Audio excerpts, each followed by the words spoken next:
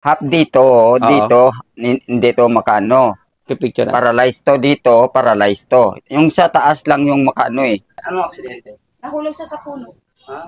Tapos nagkaroon na ng komplikasyon na. Na-paralyze kasi ito, na-paralyze. Sabi, nung nagkaroon kayo ng nahulog kayo sa puno, ano na? Binata pa. Binata. Makasal. Ikakasal siya dapat eh. Oo. 1 week. Kaso Tapos nahulog sa puno. Natuloy pa yung kasal. Hindi.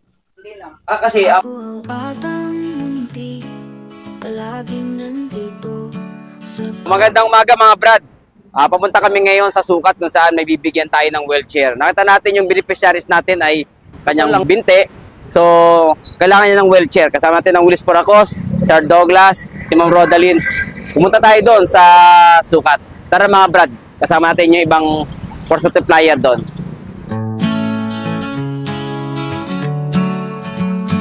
Ako ang batang munti, palaging nandito sa bawat tawag nyo, tutulong ng buo. Misyon kong mapanatili kaligtasan nyo lagi. Ayusin ang kalagayan, ano man ang mangyari. Ako ang batang munti, sa serbisyo laging handa, tutulong sa abot ng kaya, para sa pamilya at bayan.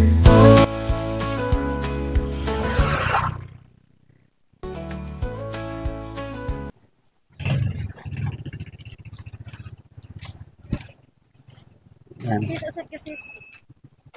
So magandang umaga mga brad. Nandito tayo ngayon sa sa sukat. No, magbibigay tayo ng wheelchair kasama natin ng Willis Poracos at ang grupo ng Sandigan. Sandigan Sukat Chapter. So, tara, punta natin yung bibigyan natin ng wheelchair ngayon. So, mga brad, puntahan po natin. Medyo tawid, tuloy pa tayo. Ako'y walang sawa kahit sana'y pupunta, para sa inyo'y maasahan. Ako ang batang munti, sa serbisyo laging handa, tutulong sa abot ng kaya. Good morning po. Good morning. Para sa pamilya. Good morning po. Opo. Ako yung kapatid ko po. Ay, opo. Pwede mo ba tumuloy? Halika po, halika. Opo. Tuloy na po kami ha. Opo, dali. Opo. Sige po. Ay. Magandang umaga po. Gandang umaga. Leonido. Leonelo. Leonilo. Opo. Putol lang inyong paa. Ba't po naputol? Nasa tulan. Ba't po naputol? Nasa ano eh, cancer of the bone. Cancer of the bone. Bakit po nagkaroon ng cancer of the bone? Alam. Aksidente kasi yan. Aksidente siya dati, nahulog siya sa puno. Anong aksidente? Nahulog siya sa puno.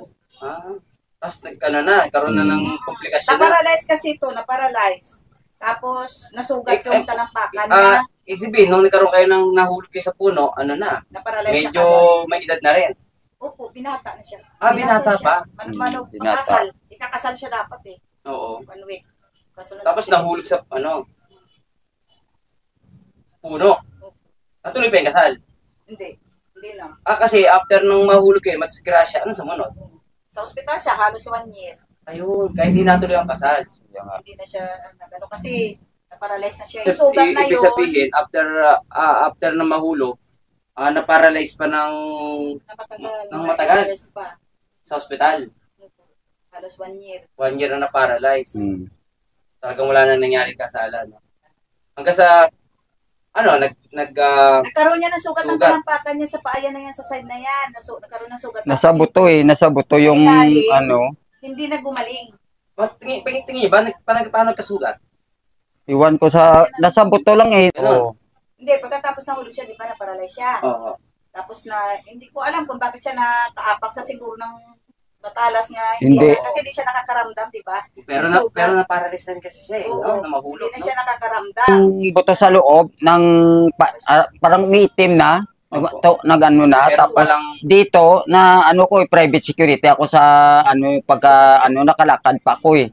Oh, nagano ko sa Haro Iloilo. Tapos dito kada ano ko ng medyas ko Dito na ano eh, na tumatagas eh. Oo. Parang na ano yan. Kerason, After ng okay na after na makalas sa ospital, matagal. matagal. Oo. Sabi nakalabas na rin siya, naka-recover na siya. Oo, naka-recover Bago niyo nalaman ko. yung ganon. Oo. Tapos yan, Sabi daw ng ni Dr. Anthony ko sa Riverside noon, ano eh, ng cancer of the bone eh. Cancer of the bone. Oo, dindakop ka cancer of the bone. Kasi Wala kayong ginagamit na wheelchair ngayon. wala. Wala po. Yung wheelchair niya kasi nasa probinsya po, matagal na naiba. Kailan pa kayo nandito? Matagal na po. Matagal na. Sabi, simula noon hanggang nandito kayo, wala kayong wheelchair ginagamit. Wala. Siya dito, Katagal kayo nandito. So, yun, wala na mag-alaga sa kanya dahil namatay na si nanay. So, ako din. So nanay niyo ang nag-aalaga sa inyo na nasa Iloilo. Wala na kami tatay, wala na kami nanay. So dito talagang wala rin kayong wheelchair talaga, matagal na pala. Wala. Kasi Oo. wala akong pambili. Ako lang nagtatrabaho eh. Sa tao lang ako nagtatrabaho. Ganito po. Nalaman nga po namin na walang wheelchair si tatay, si kuya, no? Hindi pwede maging tatay kasi walang asawa, no? Tatay mo na. Kuya, oo. Mag-16 na yan. Mas 16 ako eh. January 18, mas 16 ako. Senior na yan, senior. Oo. Kuya na lang, kuya, no? Kasi walang asawa eh, no? O ganito, kuya, kung sakasakaling makapag-request tayo ng wheelchair bago magpasko, malaking tulong. Malaki na. Malaking tulong na sa akin. Kaya nyo mag-ganon. Kasi hindi na pala kayo Oo. pwede sakay kasi, no, mga brad, yung kanyang isang paa nyo ay paralyzed na, no? Hmm. Kaya hindi na rin talaga kayang Duwa to eh, duwa tong paralyzed eh. Dito, hindi to makano. picture na. Paralyzed to dito, paralyzed to. Yung sa taas lang yung makano eh. Kaya hindi ako makasaklay. Oo. Oh. So, ibig sabihin, talagang, Ano eh, alin sa baba, pataas, hanggang dito sa ano ko. wheelchair talaga kailangan. Oh. Kung sakasakali na talagang magkakaroon ng wheelchair bago mag-Pasko, malaking tulong talaga. Malaki talaga. Kung may makakuha tayong Gusto niya Sana makakuha. gusto na makalabas. Kaya lang, siyempre, wala nga tayong wheelchair, no? Hindi mo lang siya makalabas. Hindi makalabas, no? Ang hirap, hindi namin siya madala. Sabi ko sa pamangkin ko, parang umihina ako dito. Hindi ako makaano ng araw. Ako ang batang munti, palaging nandito. Sa bawat tawag nyo, tutulong ng buo. Misyon kong mapanatili, kaligtasan nyo lagi. Ayusin ang kalagayan, ano man ang mangyari. Ako ang batang munti, sa serbisyo laging handa. Tutulong sa abot ng kaya, Ako din eh. para sa pamilya tayo. Ano kasi ako eh, dinadayapir. Opo, ibig sabihin, kung talaga makagawa tayo ng paraan na magkaroon ng wheelchair, malaking bagay talaga. Kailan nyo gusto magkaroon ng wheelchair? Gusto ko kung mayroon. Gusto magkaroon ng... Thank you Lord. Kung may bago kayong wheelchair. Yes! Karang iyak ako. Kung may bago kayong wheelchair, ngayon, mas maganda, no? Maaga nating pamasko para sa inyo. So, Sir Leonido have a cancer to the bone. When did they do that? When? Teenager. 19. When he fell to the tree. Nalaglag sa puno. Then, comatose for 1 year. Then, after that, Paralyzed siya. paralyzed. Then, Ang ano niya, yung sabon siya, yung na-aksidente na siya. parang nag-trigger na yung cancer niya. Lumabas yung ganun. Now you can make paso. years We na. go around.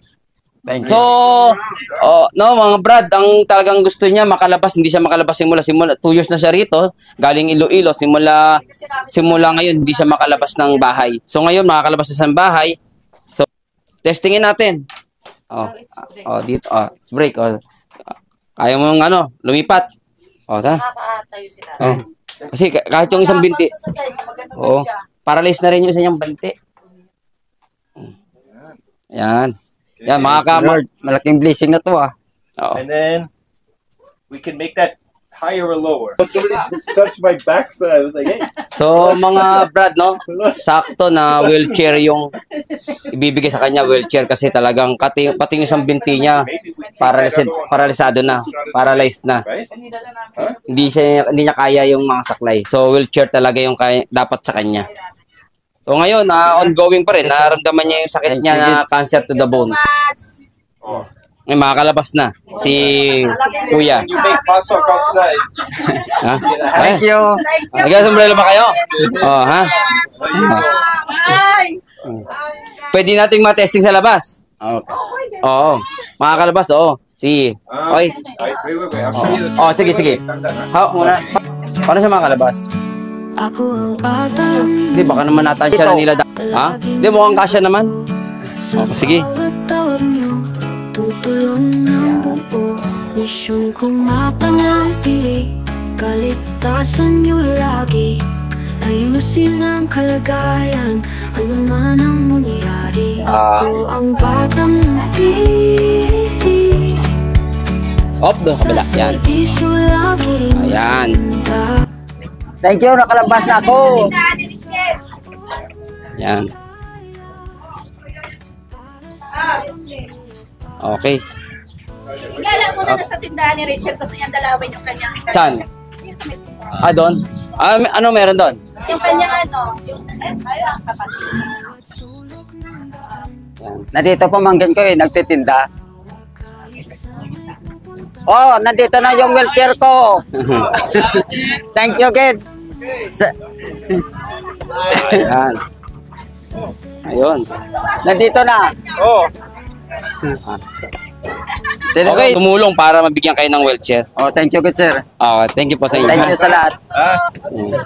So, tara, Brad, sa mga sumusuporta sa Wheels for a Cause at kasama natin ang mga tropa ng Sandigan Task Force Multiplier ng Sukat.